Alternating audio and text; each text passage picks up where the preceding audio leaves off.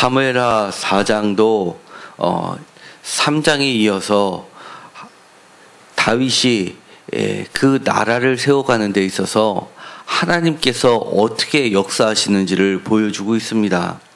5장 1절에 보면 이스라엘 모든 지파가 헤브론에 이르러 다윗에게 나와 2절에 우리의 왕이 되게 하소서라고 하면서 3절을 내서 이어져서 4절에 다윗을 이스라엘 왕으로 기름을 붓는 장면이 나오게 됩니다.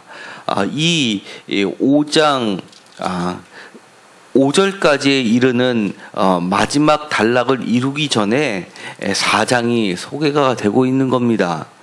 그런데 이 4장에는 또 다른 죽음에 관련된 이야기가 나오게 됩니다. 바로 사울 왕가의 마지막 왕이라고 할 수 있는 이스보셋이 죽게 됩니다. 그런데 그 죽음이라는 것이 매우 안타깝게도 자신의 지파 가운데서 벌어지게 됩니다. 그것도 이스보셋의 군 지휘관 두 사람, 2절에 보면 그 이름은 바하나, 또 한 사람은 레갑이라는 사람에 의해서 벌어지게 됩니다. 그리고 이 이스보셋은 전쟁에서 나가서 싸우는 것도 아니라 그야말로 다윗이 붕괴할 정도로 거의 정말 무의미한 죽음을 맞게 됩니다. 이스라엘 사람들에게 있어서 잠이라는 것은 거의 죽음과 같이 잠에 들었다라고 하는 것은 죽게 되었다라는 말과 같은 관용어로 쓰일 정도인데, 그 사람이 잠을 잘 때 그 신복들에 의해서 군대 장관이라고 하면 꽤 높은 측근인데도 불구하고 그 두 사람에 의해서 죽임을 당합니다. 그리고 단순히 죽은 것으로 끝나는 게 아니라 다윗에게 그 증표를 갖다 주기 위해서 그 목을 잘라서 그 머리를 다윗에게 가져다 주는 정말 참혹한 일이 벌어지게 됩니다. 그러자 다윗이 이 소식을 듣게 되고 분개를 하게 됩니다. 그들의 말은 이렇습니다. 8절에 보면 왕의 원수를 갚았다라고 이야기하게 됩니다. 그의 자손에게 갚았다라고 하는 것은 왕의 원수는 사울이고 그의 자손이라고 하는 것은 이 이스보셋을 이야기하는 겁니다. 그러자 다윗은 이 이야기를 듣고 좋은 소식이 아니라고 하면서 11절에 보면 악인이 의인을 그의 집상에서 죽인 것이겠느냐라고 하면서 내가 악인의 피 흘린 죄를 너희에게 갚아서 너희를 이 땅에서 없이 하지 아니하겠느냐 하면서 청년들, 여기선 청년들이라고 하는 것은 다윗의 군사들을, 경호원들을 이야기하는 겁니다. 그러면서 그들을 죽이고 수족을 베어 헤브론 목가에 매달고 이스보셋의 머리를 가져다가 헤브론에서 아브넬의 무덤에 장사 지내는 것으로 마무리를 짓게 됩니다. 이럼으로써 실질적으로 다윗이 피를 하나도 흘리지 않음으로써 자신의 왕가가 드디어 서게 되는 것을 보여주고 있습니다. 그런데 문제는 이것으로 끝나지가 않습니다. 이 사건은 매우 충격적인 사건이었음에 분명합니다. 왜냐하면 사무엘하 16장 7절에서 8절에 보면 시므이가 저주를 퍼붓는 이야기가 나오게 됩니다. 잠깐 사무엘하 16장 7절을 보도록 하겠습니다. 이 사건은 다윗 왕조가 생기고 나서도 상당히 오랜 시간 동안에 이야기가 됐었던 겁니다. 백성들은 이 사건을 이렇게 이해를 하고 있었다는 것이 보여지게 됩니다. 16장 7절에서 8절입니다. 16장 7절에서 8절까지를 제가 읽도록 하겠습니다. 시므이가 저주하는 가운데 이와 같이 말하니라. 피를 흘린 자여, 사악한 자여, 가거라 가거라. 사울의 족속의 모든 피를 여호와께서 내게로 돌리셨도다. 그를 이어 내가 왕이 되었으나 여호와께서 나라를 내 아들 압살롬의 손에 넘기셨도다. 보라, 너는 피를 흘린 자이므로 화를 자초하였느니라 하는지라 라는 말을 하게 됩니다. 이것은 압살롬의 난을 피해서 다윗이 도망하면서 듣게 되는 말입니다. 즉 다시 말해서 이 사건이 이 사건뿐만 아니라 이 이스보셋 말고도 아브넬과 그리고 그 전에 사울과 그의 아들 요나단의 것까지 다 합쳐서 사람들의 머릿속에는 다윗이 이 사건을 꾸민 게 아니었느냐라는 생각을 가지고 있었다는 겁니다. 여전히 두려움을 가지고 있었다는 것이고, 그것이 이 자식들을 완전히 죽음으로써 피해의 대가로 다윗이 왕위에 올랐다는 생각을 갖게 되었다는 겁니다.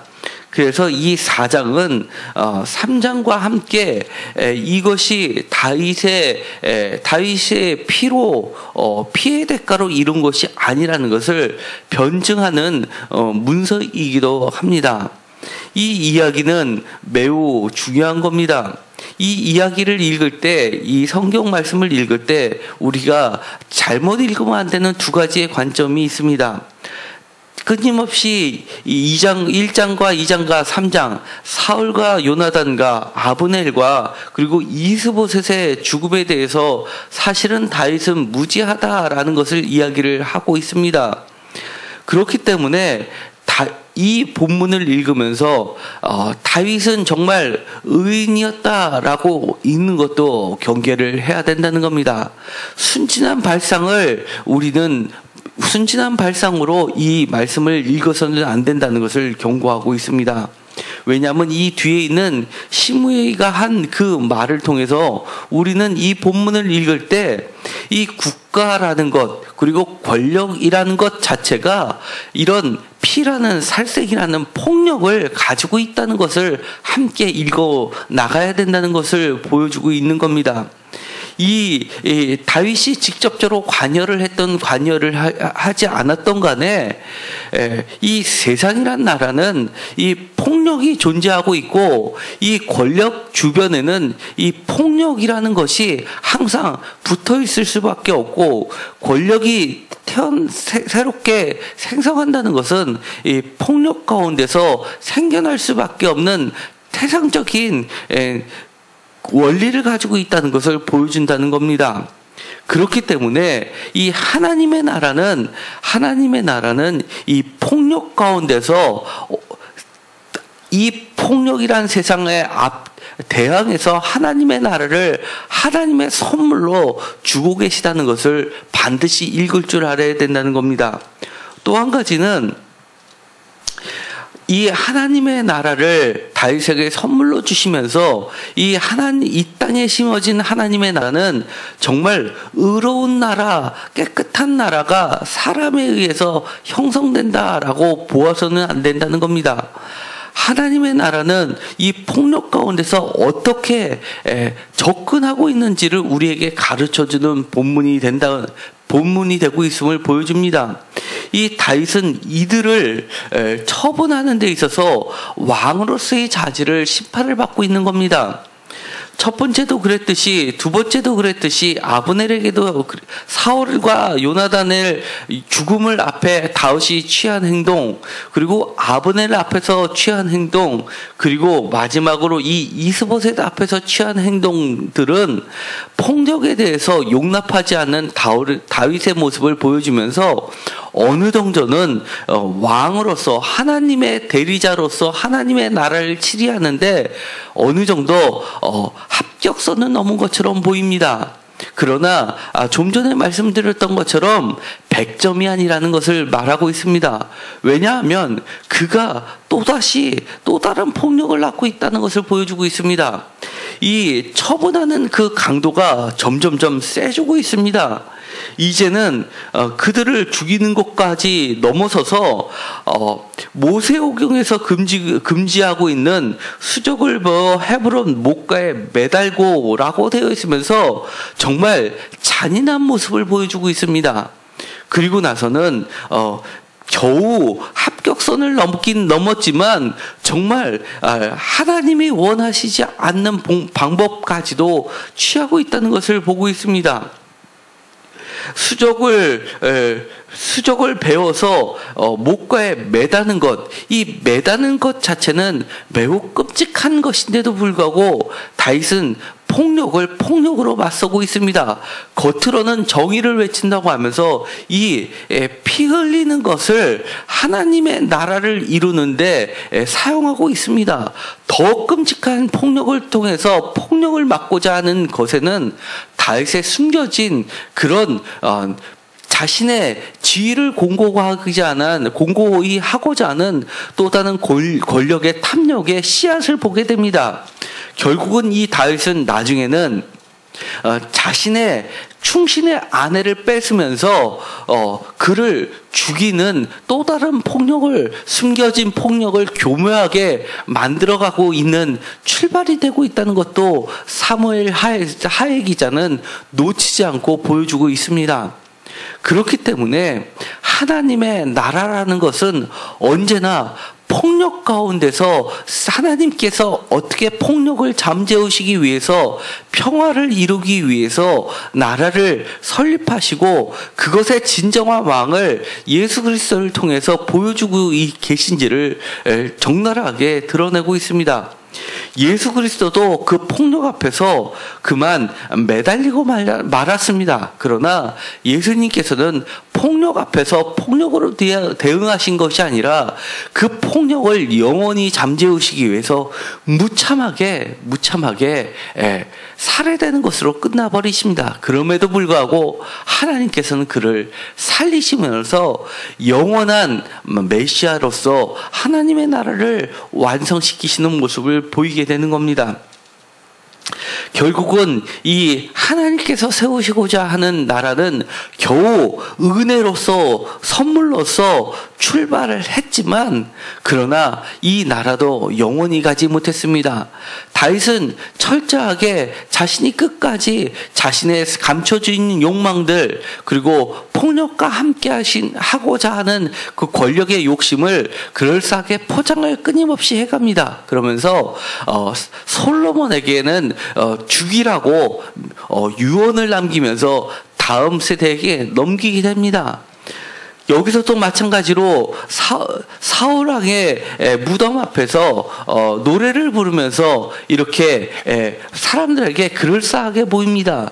그렇지만 사울을 돌보려고 그를 적극적으로 나서거나 또 그의 손자인 요나단의 아들인 무비보셋을 찾으려고 그렇게 애쓰지도 않는 모습을 보입니다. 그저 노래만 보이면서 자신의 정치 권력을 세우는데 포장해서 그것을 하나의 슬로건으로 이용하는 모습을 우리는 목도합니다. 그것은 진정한 의미의 하나님이 원하시는 하나님의 나라의 샬롬은 아니라는 것을 우리는 눈치챌 수밖에 없습니다. 오늘날 우리가 살면서도 여러 가지 폭력 앞에서 또 다른 권력 앞에서 우리는 마주하게 됩니다. 그럴 때일수록 하나님은 우리에게 요구하시는 것, 하나님의 샬롬으로 그 모든 것을 처리하라고 이야기합니다. 그 폭력은 여러 가지 형태로 나타날 수가 있습니다. 포장은 되어 있을지 모르지만 이렇게 죽음을 죽음으로 갚는 것도 있겠지만 언어의 폭력도 있을 수 있습니다. 또한 따돌림이라는 폭력도 있을 수 있습니다. 그리고 또 더 다른 무서운 폭력이 있습니다. 사실은 다윗이 어느 정도 동조한 폭력입니다. 정의라는 것을 이해관계와 맞바꾸는 폭력입니다. 나한테 이득이 되면 그것이 선이라고 생각하고 선으로 포장해버리는 겁니다. 나한테 내가 피 흘려야 됐었는 건데 피 흘리지 않고 거저 얻게 되는 것, 나한테 이득이 됐으니까 그것은 선이라고 치부해 버리는 것입니다. 아들들 이스보셋을 죽인 자가 이렇게 이야기합니다. 분명히 이것은 좋은 소식이라고 이야기합니다. 그러나 다윗은 그것이 악이라고 이야기하면서 선과 악을 분명히 가누는 왕, 하나님이 인정하시는 왕의 모습을 어느 정도 보입니다. 선과 악을 구분하는 것, 이것은 그 다음에 가서 솔로몬에게도 나타나고 압살롬에게도 사실은 반란을 일으키게 했던 것이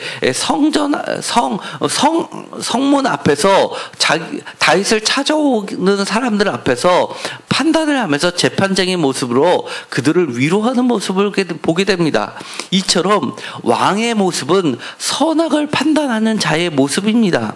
그렇기 때문에 선과 악을 판단하면서 이것이 매우 중요한 왕의 자질이 됩니다. 그런데 선과 악은 판단했지만 그 결과는 또 다른 악을 낳고 있는 선악의 판단이었다는 겁니다. 진정한 하나님의 선과 악을 판단하는 판단자는 또 다른 선을 낳아야 되고 악을 완전히 종식시켜야 되는데 거기까지는 가지 못한다는 겁니다. 그러나 우리는 항상 모든 문제를 판단할 때 선과 악을 판단하고 더 나아가서 이 나의 판단이 그리고 나의 결정이 또 다른 선을 낳을 수 있는지까지 나아가야 된다는 걸 보여주고 있습니다. 우리가 하고 있는 모든 일들 가운데, 우리의 모든 언행 가운데, 우리의 행동 가운데 또 다른 선을 낳게 되는 선과 악을 판단하는 자리에까지 가게 되기를 간절히 소망합니다. 그럼으로써 하나님께서 우리의 가정과 직장과 삶터 그리고 직장 가운데 그리고 사업장 가운데 정말 하나님의 선이 넘쳐나게 되는 그런 놀라운 축복이 일어나게 되기를 간절히 소망합니다. 기도하고 마치기로 하겠습니다. 하나님께서는 하나님의 나라를 만드시는데 다윗에게 선물로 주고 계십니다. 다윗도 인정한 바와 같이 내 생명을 여러 환난 가운데서 건지신 여호와께 살아계심을 두고 맹세한다라고 할 정도로 하나님께서는 많은 죽음의 땅 가운데 생명을 끊임없이 만들고 계셨고 하나님의 나라를 다윗에게 선물로 주셨습니다.